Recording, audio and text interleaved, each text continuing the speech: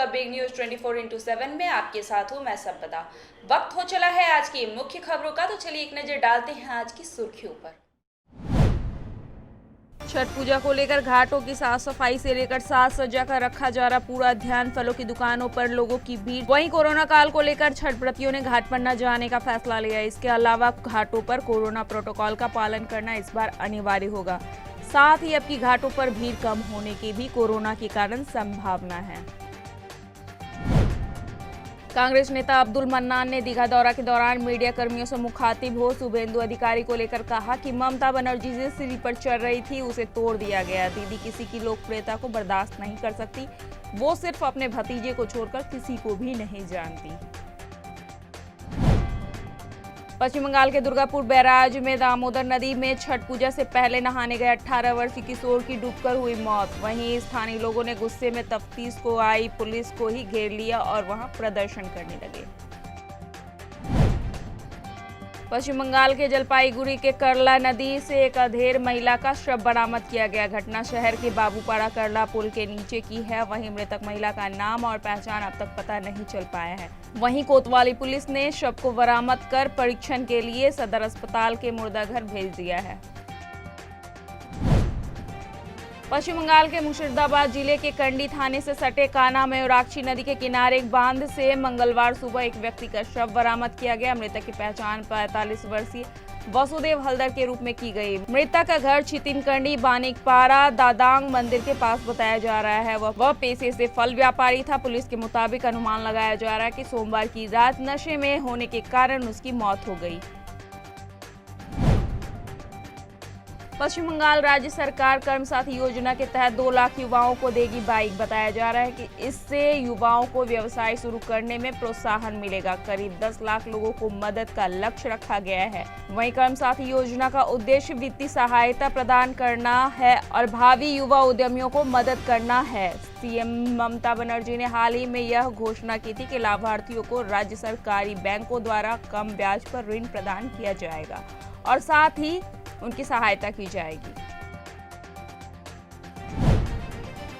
बंगाल में अगले साल होने वाले विधानसभा चुनाव से पहले राजनीतिक दल एक दूसरे पर निशाना साधने में कोई मौका नहीं छोड़ रहे हैं। अब राज्य में महान क्रांतिकारी बिरसा मुंडा की मूर्ति को लेकर इन दिनों सियासत तेज है। राज्य में 2 जगह बांकुड़ा तथा नदिया के बिरसा मुंडा की मूर्ति पर माल्यार्पण को लेकर तृणमूल कांग्रेस तथा भाजपा में आरोप प्रत्यारोप का दौर शुरू हो गया है। दरअसल बांकुड़ा में पिछले कुछ दिनों पहले गृह मंत्री अमित शाह ने बिरसा मुंडा की जिस मूर्ति पर माल्यार्पण किया था उसे तृणमूल ने आदिवासी शिकारी का मूर्ति बताया तथा बिरसा मुंडा का अपमान बताते हुए उसका गंगा जल से शुद्धिकरण किया था। भारत में अब थमने लगी कोरोना की रफ्तार। बीते 24 घंटे में 29,164 नए मामले सामने आए। इसके साथ ही भारत में कोरोना से संक्रमित होने वालों का आंकड़ा 88 लाख के पार पहुंच गया। देश में अब कोरोना के मामले बढ़कर 88,74,291 हो गए हैं। दिल्ली पुलिस ने बड़ी कामयाबी हासिल करते हुए सोमवार रात 2 आतंकी संगठन जैश ए मोहम्मद के 2 आतंकियों को गिरफ्तार किया है। दोनों के पास से कुछ अहम दस्तावेज और विस्फोटक बरामद किए गए हैं। मीडिया रिपोर्ट्स के मुताबिक गिरफ्तार किए गए दोनों आतंकी संगठन जैश ए मोहम्मद से जुड़े हुए हैं। साथ ही ये जम्मू कश्मीर के बारामूला के रहने वाले हैं। फिलहाल पुलिस इनसे पूछताछ कर रही है। बायोटेक कंपनी मॉडर्ना की ओर से कहा गया है कि कोरोना के खिलाफ तैयार की जा रही दवा बीमारी को रोकने में 94.5% तक कारगर है। यह दवा क्लिनिकल ट्रायल के विश्लेषण के आधार पर ही किया जा रहा है। इस पर भारत सरकार के एक सूत्र ने बताया कि हम केवल मॉडर्ना से ही नहीं बल्कि Pfizer, serum institute, Bharat biotech और जाइडस कैडिला के साथ भी प्रत्येक टीके की क्लिनिकल परीक्षण के प्रगति को लेकर संपर्क में हैं। महबूबा मुफ्ती ने केंद्र सरकार पर लगाया बड़ा आरोप। कहा 370 के बहाने केंद्र सरकार मुसलमानों से कश्मीर की जमीन हड़प कर पूंजीपतियों को बेचने जा रही है। पतंजलि आयुर्वेद की खाद्य तेल कंपनी रुचि सोया अगले साल फॉलो ऑन पब्लिक ऑफर पेश करेगी। इस विषय पर योग गुरु बाबा रामदेव ने कहा कि इसका मकसद कंपनी के प्रवर्तकों की शेयरधारिता को नीचे लाना है। पतंजलि आयुर्वेद ने पिछले साल रुचि सोया का अधिग्रहण किया था।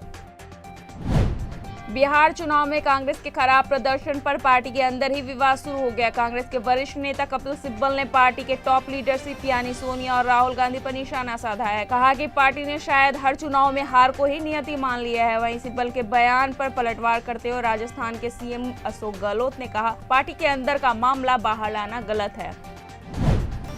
अमेरिका के पूर्व राष्ट्रपति बराक ओबामा ने कहा कि भारत के साथ उनका आकर्षण महात्मा गांधी के इर्द गिर्द घूमता रहा है। उन्होंने महात्मा गांधी द्वारा ब्रिटिशों के खिलाफ चलाए गए अहिंसक आंदोलन की भी तारीफ की। साथ ही उन्होंने आधुनिक भारत को राजनीतिक दलों के भीतर करवाहट, विभिन्न सशस्त्र अलगाववादी आंदोलनों और भ्रष्टाचार और घोटालों के बावजूद कई मामलों में एक सक्सेस स्टोरी के रूप में गिना जा सकता है।